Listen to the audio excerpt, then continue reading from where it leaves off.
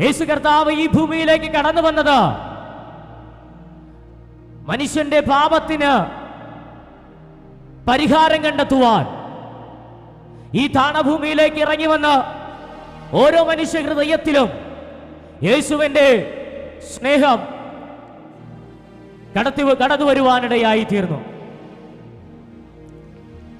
നമുക്കറിയാലോ, ഞാൻ ആരംഭത്തിൽ പറഞ്ഞതുപോലെ സകല വ്യക്തി ജീവിതങ്ങളും സകല നവോദയ നായകന്മാരും സകല പണ്ഡിതന്മാരും സകല വ്യക്തികളും യേശുക്രിസ്തുവിനെ കുറിച്ച് പറയുന്നു.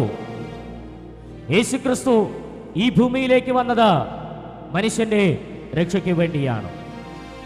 ഓരോ മനുഷ്യനിലും അവൻ ജനിക്കുമ്പോൾ അവന്റെ ഹൃദയത്തിനകത്ത്, ഓരോ മനുഷ്യന്റെയും ഹൃദയത്തിനകത്ത് ഒരു സന്തോഷമുണ്ടാകുന്നു. ആ സന്തോഷം ഇന്ന് പകൽക്കാലം ലോകമെങ്ങും